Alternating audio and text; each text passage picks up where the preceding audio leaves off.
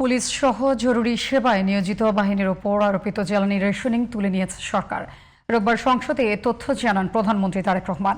জ্বালানি পরিস্থিতি মোকাবেলায় জাতীয় সংসদে 10 সদস্যের বিশেষ কমিটিকে 30 দিনের মধ্যে করণীয় নির্ধারণ করে সুপারিশ সহ প্রতিবেদন দিতে বলা হয়েছে। এছাড়াও জাতীয় সংসদে সংসদ সদস্যদের শুল্কমুক্ত গাড়ি আমদানির সুবিধা বাতিল করে পাশ করা হয়েছে বিল। সারাস মাহমুদ রিপোর্ট।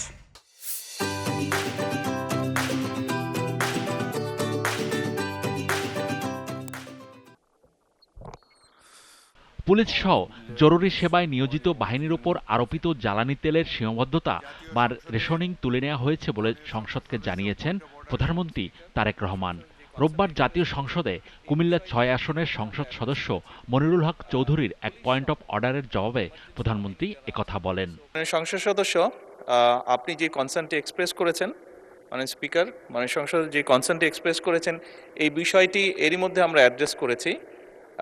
পুলিশ সহ এমার্জেন্সি বাহিনী যারা আছে, পুলিশ হোক, অ্যাম্বুলেন্স হোক, ফায়ার ব্রিগেড, এই জাতীয় যারা আছে, তাদের উপর থেকে এই যে এম্বার্গোটা ছিল এটা সরিয়ে নেওয়া হয়েছে।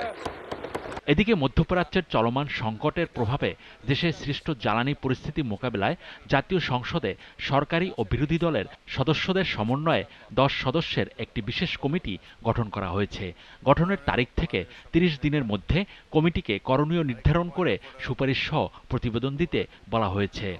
কমিটির সভাপতি করা হয়েছে বিদ্যুৎ, জ্বালানি ও খনিজ সম্পদ মন্ত্রী ইকবাল হাসান মাহমুদকে। সাম্প্রতিক জ্বালানি পরিস্থিতি মোকাবেলায় করণীয় নির্ধারণ একটি কমিটি গঠন সরকারি দল ও বিরোধী দল একমত হয়েছে। মাননীয় সংসদ নেতা এবং মাননীয় বিরোধী দলীয় নেতা এই কমিটির সমসংখ্যক সদস্যদের নাম প্রস্তাব করেছেন। তাই আমার প্রস্তাব, মাননীয় স্পিকার, গণপ্রজাতন্ত্রী বাংলাদেশের সংবিধানের 76 অনুচ্ছেদ অনুযায়ী জাতীয় সংসদের কার্যপ্রণালী বিধির 266 বিধি অনুসারে সাম্প্রতিক জ্বালানি নিয়ে উদ্ভূত পরিস্থিতি মোকাবেলায় করণীয় সম্পর্কে সুপারিশ সহ সংসদে রিপোর্ট প্রদান এ নিমিত্তে নিম্নলিখিত মাননীয় সংসদ সদস্যগণের সমন্বয়ে নিম্নবর্ণিত কার্যপরিধি ও মেয়াদ সহ 10 সদস্য বিশিষ্ট ত্রয়োদশ জাতীয় সংসদের বিশেষ কমিটি গঠন করা হোক। সংসদ সদস্যদের শুল্কমুক্ত গাড়ি আমদানির সুবিধা বাতিল করে বিল পাশ করেছে জাতীয় সংসদ। জাতীয় সংসদে এ সংক্রান্ত the members of parliament remuneration and allowances order 1973 সংশোধন বিল পাশ হয়। আইনমন্ত্রী মোহাম্মদ আসাদুজ্জামান বিলটি পাশের জন্য সংসদে উত্থাপন করেন। বিল পাশের মাধ্যমে আইনের শুল্কমুক্ত গাড়ি আমদানির সুবিধা সংক্রান্ত ধারা বিলুপ্ত করা হয়েছে।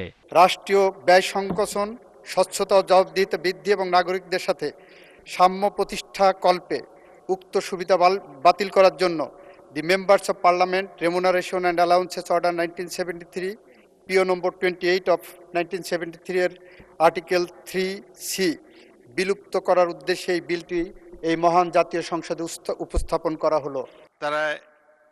Cyrus Mahmud, GTV news, Dhaka.